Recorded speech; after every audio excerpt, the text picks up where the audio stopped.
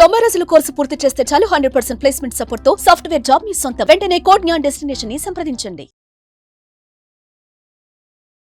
నమస్తే, welcome to Suman TV. నేను మీ Javeria. Properties agriculture properties కావచ్చు, ప్లాట్స్ కావచ్చు, చాలా చాలా ఇంపార్టెంట్. ఒక అసెట్ అనేది మనకంటూ ఉండాలి అని ప్రతి ఒక్కరి కళ ఉంటుందన్నమాట. మరి ప్రాపర్టీస్ అయితే కొంటాం చాలా కష్టపడి, ఆ తర్వాత లీగాలిటీ పరంగా చాలా ఇష్యూస్ ఫేస్ చేస్తూ ఉంటారు. సో చాలా వరకు ఇప్పుడు ప్రస్తుతం అయితే హైడ్రా అని చూస్తున్నాం. సో ఇలాంటి ఇష్యూస్ చూస్తూ ఉంటాము. అయితే వీటికి సొల్యూషన్ ఎలా అని తెలుసుకోబోతున్నాము. ప్రస్తుతం మనతో పాటు హైకోర్టు అడ్వకేట్ రవీంద్రనాథ్ గారు ఉన్నారు. ఈ ప్రాబ్లం కి సొల్యూషన్ ఎలా తెలుసుకోబోతున్నాము. నమస్తే సార్. నమస్తే అండి జవేరియా గారు. సార్, ప్రాపర్టీ కొనే ముందు, కొన్న తర్వాత లీగాలిటీ పరంగా అసలు చెక్ ఎలా చేసుకోవాలి, అండ్ ఒక ప్రాబ్లం ఇష్యూ వచ్చింది ప్రాపర్టీలో, సో కోర్ట్ ని ఎలా అప్రోచ్ అవ్వచ్చు, అసలు సొల్యూషన్ దొరుకుతుందా సార్? ఎందుకంటే చాలా కష్టపడి ఒక ప్రాపర్టీ అయితే కొంటారు, డబ్బులు అయితే కట్టేసి చాలా వరకు సఫర్ అవుతూ ఉంటారు. లిటిగేషన్ ప్రాపర్టీ అని చెప్పి మళ్ళీ రీసేల్ చేయలేము. సో ఇలాంటి ఇష్యూస్ కి చెక్ పెట్టడం ఎలా సార్? యాక్చువల్ గా ప్రాపర్టీ పర్చేజ్ చేసే ముందు ఇటువంటి ప్రికాషన్స్ తీసుకోవాలి. ప్రాపర్టీ పర్చేజ్ చేసిన తర్వాత అంటే సరైన విధంగా మనం ఆ ప్రాబ్లమ్స్ అంటే అందులో ఉన్నటువంటి ఆ గైడ్లైన్స్ మనం ప్రాపర్గా తెలుసుకోక ఏదైనా పొరపాటుగా మనం పర్చేజ్ చేసిన తర్వాత వచ్చినటువంటి లీగల్ కాన్సిక్వెన్సెస్ని ఎలా ఫేస్ చేయాలి అన్నది నేను ఈ వీడియో ద్వారా మిమ్మల్ని కొంత విధంగా చెప్పే ప్రయత్నం చేస్తాను. ఉదాహరణకి ఎగ్జాంపుల్ చెప్తా చూడండి. ఈ మొబైల్ ఉంది. ఈ మొబైల్ పర్చేజ్ చేసేటప్పుడు మనం ఆన్లైన్లో పర్చేజ్ చేసినా లేకపోతే ఆఫ్లైన్లో మనం షాప్కి వెళ్ళి పర్చేజ్ చేసినా దానికంటే ఒక అథెంటికేషన్ ఉంటుంది. దాని మీద ఒక రేట్ ఉంటుంది, ఎన్ని రోజుల వారంటీ ఉంటుంది, గైడ్లైన్స్ ఏంటి, వారంటీ, గ్యారంటీ, అదేవిధంగా దాన్ని యూసేజ్ ఎలా చేయాలి. ఇది కాకుండా మనం ఆన్లైన్లో పర్చేజ్ చేసేటప్పుడు ఆ పర్టికులర్ ఫోన్కి రివ్యూస్ చూస్తాం, పనితనం చూస్తాం, ఎట్లా వర్క్ చేస్తుంది, ఇవన్నీ ఇన్ని కండిషన్స్ మనం చూస్తాం. బట్ వేరే ప్రాపర్టీ పర్చేజ్ చేయడానికి ఒక ప్రొడక్ట్ పర్చేజ్ చేసినట్టయితే కాదు. ఇక్కడ మనం సరైన విధంగా పర్చేజ్ చేసుకోకపోవడం వల్ల చాలా ప్రాబ్లమ్స్ వస్తాయి. మేము చాలా తెలివైన వాళ్ళం, మేము బాగా చదువుకున్న వాళ్ళం, మేము చాలా పెద్ద సాఫ్ట్వేర్ ఉద్యోగాలు చేస్తున్నాం, ఏముంది గూగుల్లో కొట్టుకోవచ్చు, చాట్ జీపీటీలో కొట్టుకోవచ్చు, జస్ట్ చెక్ చేసుకోవచ్చు కదా అంటారు. లేదండి, ఎవరి పని వాళ్ళు మాత్రమే చేయాలి. అటువంటి సందర్భాల్లోనే ప్రాబ్లమ్స్ లేకుండా ఉంటాయి.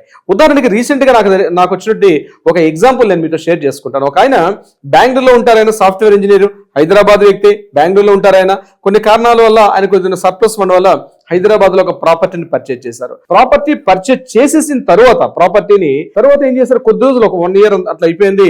బట్ ఇక్కడ బిల్డర్ కి ఈయనకి మధ్య కొన్ని ప్రాబ్లమ్స్ వచ్చాయి. ఆ ల్యాండ్ యొక్క ఇష్యూస్ వల్ల ప్రాపర్టీ రిజిస్ట్రేషన్ అయిపోయింది. తర్వాత 1 year తర్వాత ఏం చేశారంటే తనకి వేరే అవసరాల నిమిత్తం ఆ ప్రాపర్టీ అంటే ఆ ఫ్లాట్ ని తను వేరే వాళ్ళకి అమ్మేశారు. కూడా అమ్మేసింది ఇప్పుడు కూడా ఏదైతే ప్రైమరీ డెవలప్మెంట్ యాక్టివిటీస్ ఏదైతే చేయాలో, మినిమం రిక్వైర్మెంట్స్, వాటర్ సప్లై కావచ్చు, పవర్ సప్లై కావచ్చు, అదేవిధంగా కాంపౌండ్ వాల్, ఇట్లాంటి ప్రైమరీ నీడ్స్ అన్ని కూడా ఆ బిల్డర్ ఇన్ టైంలో చేయకుండా బిల్డర్ బయటకు వెళ్ళిపోయి తిరిగి ఉల్టా ఏం చేశారంటే ఎవరైతే పర్చేజ్ చేస్తున్నారో వాళ్ళ మీద కేసులు పెట్టి వాళ్ళు హెరాస్ చేస్తూ ఇంత మెయింటెనెన్స్ కావాలి, నాకు అమౌంట్ ఇస్తేనే కంప్లీట్ చేస్తాను అని ఫస్ట్ మాట్లాడుకున్న అమౌంట్ కాకుండా తర్వాత మరొక ఫిగర్ చెప్పి నాకు ఆ ఫిగర్ ఇస్తే తప్ప నేను చేయను, మీ మీద లీగల్ కేసు చేస్తానని చెప్పి ఈ పర్సన్స్ మీద చాలా ప్రాబ్లమేటిక్ గా క్రియేట్ చేయడం జరిగింది. ఇమీడియట్ గా వాళ్ళు మనల్ని అప్రోచ్ అయ్యారు. అప్రోచ్ అయిన తర్వాత మనం ఏం చేసామంటే ఈ లీగల్ అంటే ఏదైతే ల్యాండ్ పర్చేజ్ చేశారో అక్కడ నుంచి డాక్యుమెంట్ వెరిఫికేషన్ చేసుకుంటూ వచ్చాం. ఆయన ఒకటే అన్నారు, రవీంద్ర గారు మీరు ముందు మమ్మల్ని కలిసి ఉంటే ఇవన్నీ కూడా నేను ఇవన్నీ చూపించుకునేవాడిని సార్, తెలియలేదు, నేను పొరపాటున ఎంతసేపు నెగోషియేషన్స్ చేస్తున్నాను, ఈ ఫ్లాట్ ఎంతకు వస్తుంది కాస్ట్, ఎంత స్క్వేర్ ఫీట్ కాస్ట్, ఇక్కడ ఇదే నెగోషియేషన్స్ మేము చూసాం తప్పించి ఆయన చూపించిన సేల్ డీడ్స్, ఈసీ ఇవి బేసిక్ మేము చూసుకున్నాం. కానీ డెప్త్ తర్వాత చూసుకోకపోవడం వల్ల ఈరోజు మాకు చాలా ప్రాబ్లమ్స్ వచ్చాయి సార్. ఈరోజు బిల్డర్ మమ్మల్ని హెరాస్మెంట్ చేస్తున్నాడు, ఆయనతో ఇప్పటికీ స్టిల్ మేము ఫేస్ చేస్తున్నాం అంటే ఇమీడియట్ గా కేసు మన దగ్గరకు వచ్చిన తర్వాత మనం ఇమీడియట్ గా కేసును టేకప్ చేసాం. దాని తర్వాత ఆయనకి మనం లీగల్ నోటీసులు పంపించి ఆ ఇష్యూస్ ని మనం రీసెంట్ గా క్లోజ్ కూడా చేయడం జరిగింది, ఇద్దరిని కూర్చోబెట్టుకొని ఆ ప్రాబ్లం లేకుండా. అంటే నేను ఎందుకు చెప్తున్నా అంటే అంత్య నిష్ఠూరం కన్నా ఆది నిష్ఠూరం బెటర్. ఎందుకంటే కోట్ల రూపాయలు ఖర్చు పెట్టి మనం ఒక ప్రాపర్టీ పర్చేజ్ చేస్తున్నప్పుడు ఆ ప్రాపర్టీని ప్రాపర్ గా ఉందా లేదా, అది ఎకర్స్ లో కావచ్చు, స్క్వేర్ ఇయర్స్ లో కావచ్చు, స్క్వేర్ ఫీట్స్ లో మన ఫ్లాట్స్ కావచ్చు, ఏదేమైనప్పటికీ కూడా ఇందాక మీరు స్టార్టింగ్ లో చెప్పినట్టు అగ్రికల్చర్ ల్యాండ్ కావచ్చు, ఏదేమైనప్పటికీ కూడా మనం ప్రాపర్ గా ఒక సర్టిఫైడ్ పర్సన్ తీసుకెళ్లి ఆ డాక్యుమెంటేషన్ చూపించుకోవడం వల్ల జస్ట్ బేసిక్ ఫీజు ఉంటుంది.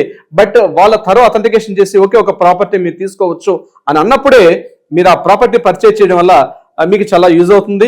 ఫ్యూచర్లో మీకు ఎటువంటి ఈ కోర్టుల చుట్టూ తిరగడం కానీ లేకపోతే బ్యాంకుల చుట్టూ తిరిగే ఇబ్బందులు లేకుండా మిమ్మల్ని సేఫ్ జోన్ ఉండే అవకాశం ఉంటుంది. ఇది కాకుండా రీసెంట్ గా మరొక ఎగ్జాంపుల్ కూడా మీకు చెప్తాను.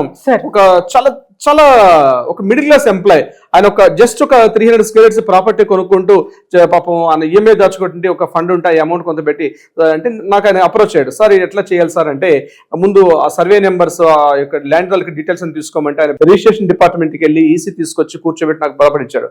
అది ఏమైందంటే ఎగ్జాక్ట్లీ బఫర్ జోన్ ఉంది ఆ ప్రాపర్టీ. అంటే ఈ మధ్య రీసెంట్ గా మీరు చెప్పినట్టుగా హైడ్రా ఉంది, హైడ్రా నుంచి హార్డ్లీ ఒక 100 మీటర్స్ డిస్టెన్స్ కూడా లేకుండా ఆల్రెడీ పాత లేఅవుట్ అది. ఆ లేఅవుట్ ఆల్రెడీ ఇల్లు కూడా కట్టుకున్నారు కొంతమంది, కానీ అందులో పర్చేజ్ చేయడం కరెక్టా కాదా అంటే సార్ మీరు చూడండి బఫర్ జోన్ ఎక్కడ వస్తుంది, క్యాచ్మెంట్ ఏరియా ఎక్కడ వస్తుంది, అదేవిధంగా మీకు FTL ఫుల్ ట్యాంక్ లెవెల్ ఎక్కడ వస్తుంది అది చెక్ చేయమంటే మనం డాక్యుమెంట్ అంతా వెరిఫికేషన్ చేసి ఆయనకి మనం క్లియర్ గా చెప్పిన తర్వాత ఆయన ప్రాపర్టీని కొనడం ఆపుకున్నాడు ఆయన.